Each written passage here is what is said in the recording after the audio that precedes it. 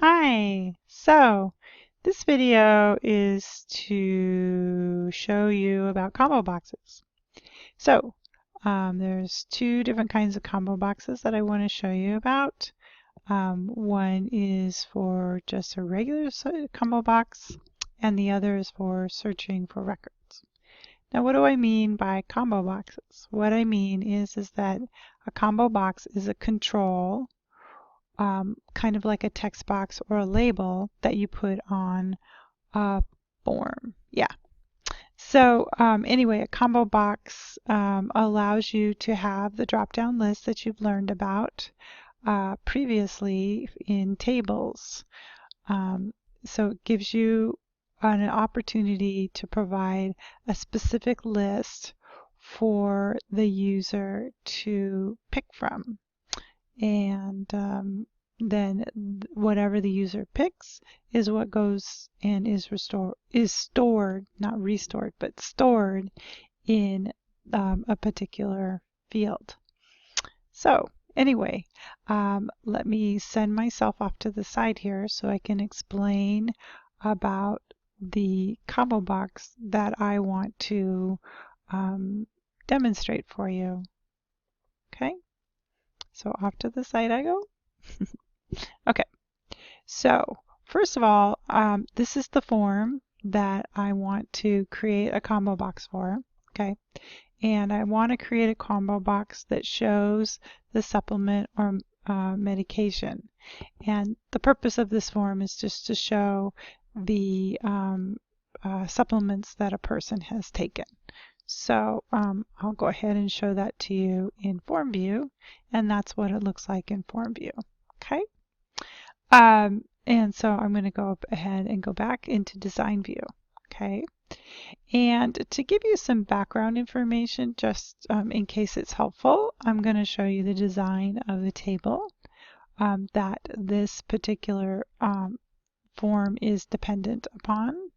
And so I'll go into Design View of that table, which is TBL supplements and medications. Now I already have the form open, and because the form is already open, it says I can't open it up for editing, and that's what this message is about. And that's fine. I don't want to edit or change the design of the table at all. I just want to show what it looks like. So I'm going to just show you what this particular form table looks like. And that's what it looks like. Okay. Now for my drop down list, okay, I'm going to use this table here. Okay. So remember, there's the table that holds the data for this form, and then there's going to be a combo box here that's going to have a list of values, and those list of values are going to come from this table right here. Okay, and so anyway, let me just show you what's in there just so you see what it looks like. Okay, all right, so anyway, I'll go ahead and start to insert a combo box. All right, so I'll click on Design and I'll click on the combo box. Excuse me, I had to cough there. Okay, so anyway, click on the Design. Okay, and you'll click on the combo box. But before you do that, actually, I wanted to come to this More button here and just point out that this has to be clicked on and turned on. And right now you can see that it is because this guy right here is grayed, so you know that it's on. Okay. Anyway, so I'm going to click on combo box here. All right. And then I'm going to come down here and I'm going to click once, and then I can click and drag to the size that I want it to be. Okay. And then it will start the wizard. Okay. Now we didn't use the wizard before The wizard is nice, and the reason why we didn't use the wizard before is because I am not sure that there is a wizard for tables, for one. But the other reason is because I wanted to understand the underlying properties behind drop-down lists slash combo boxes. Okay, so and understanding the underlying properties is helpful, because what if you need to make a change? Okay, so anyway, in here it says gives you the option. I want the combo box to get the values from another table or query, and then I will type the values in that I want. And I highly recommend that you always use the option of a table or a query, because it's much more flexible. Otherwise, you have to go in all the time and change those values in the design of the combo box, okay, which makes it more difficult. All right, anyway, so I'll click on Next, okay, and so then it's asking which table do I want to base my drop-down list on. What's the source of my drop-down list? And I'm going to click on TBL, valid supplements and medications, okay, which is what we've talked about before, okay, and then I'll click on Next. All right, so I'm only really wanting to have the ID and then the descriptor, which is this field here. Those are the only, I don't really need the company or the usual pill amount, okay? It's just those two fields. Okay, so I'm just going to click on those two fields. And then usually, now I've talked about this before, but usually users don't really care as much about sorting by the primary key. More they tend to care about how the data is sorted in a way that makes sense to them. And usually it makes sense to them to sort it according to the name of something. And in this case, it would be the name of the supplement. Okay? So that's what we'll sort by. Okay? And now here, what they're talking about is hide the key column. Okay? And it's recommended. And so what they're saying here is, and if I undo this, what will happen is in the drop-down list, it'll show the ID and the supplement, okay? And then it will store the ID into your field, but it will show both of these in the drop-down list. And what they're saying is that they recommend hiding it so that the user isn't really aware of the ID value at all. They're just thinking that they're storing it via the name.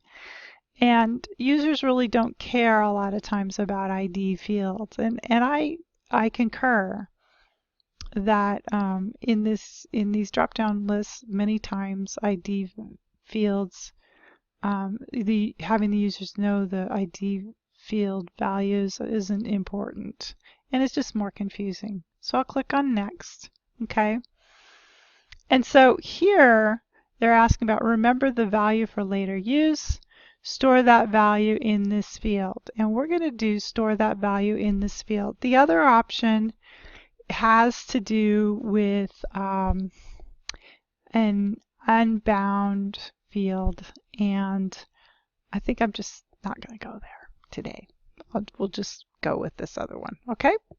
So, and so it says store this value in which of these fields in this form, and also this table, TBL, supplements, and medications. So which field from that do I want to store that choice that the user provided, okay?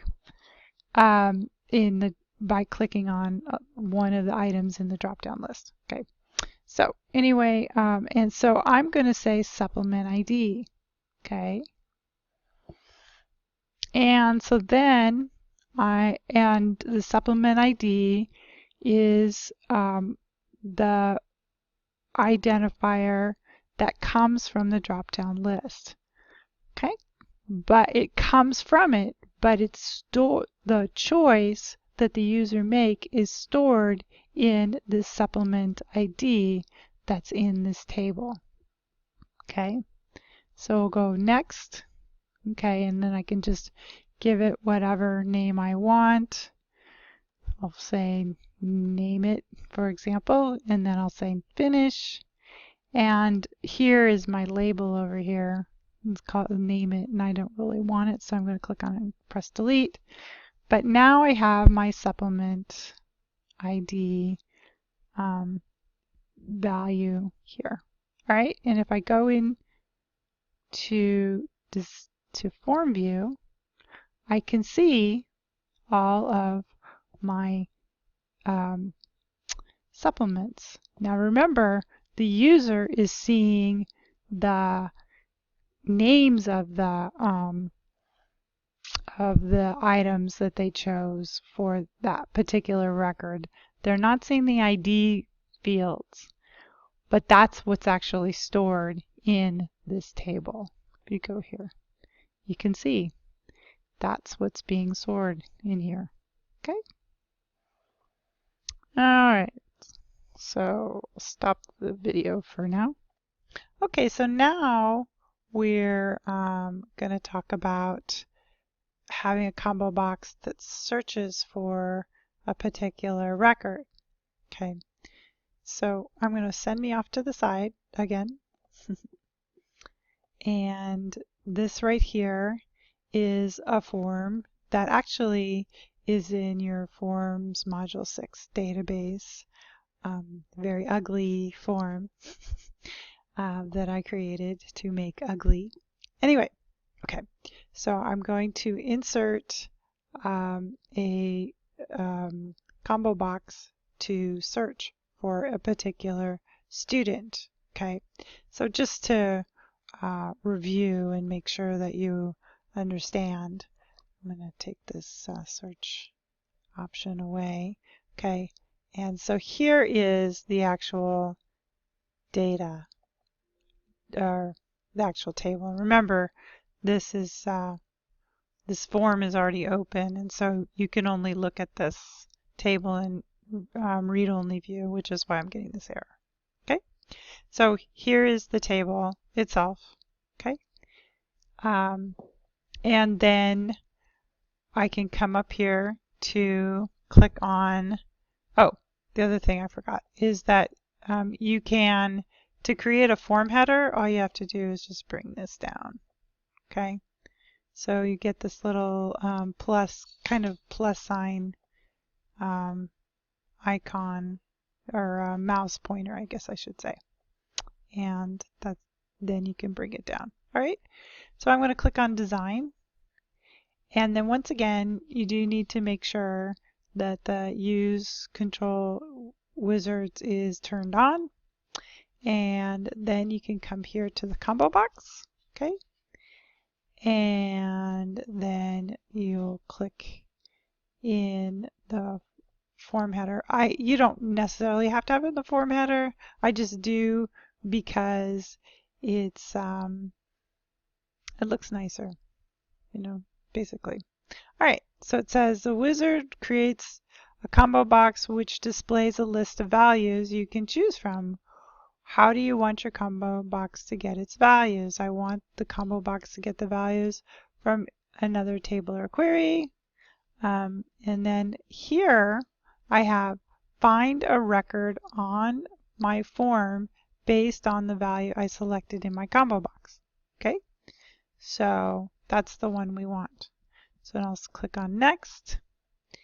And then basically what I want in my list is the student ID, and then I want the first name and the last name. And that's pretty much all I really am interested in seeing in this drop-down list.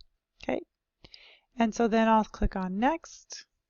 Okay, and here again you can either see the student ID or not see the student ID. Personally, I think in this case I will not see the student ID, but you can make the student ID visible, and I can see arguments for both ways. So, okay.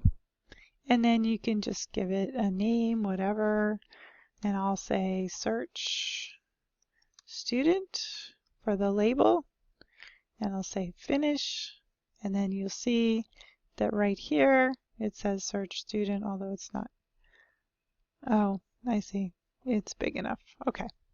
All right. So then let me show you what it looks like when we go to form view. So I'll click on home and view. And here is our form. Okay. And then I'll click on the down arrow and look at that. We have a list of all of the students. And so I'll click on John Denver because I love John Denver, and that brings up his record, Country Roads. Anyway, and then if I wanted to see somebody else, Olivia Newton-John, for example, there, that brings her up. Okay. Anyway, so hopefully that's helpful to you, and you can use those in those combo boxes in your forms, in your final project, I mean. Okay, thanks.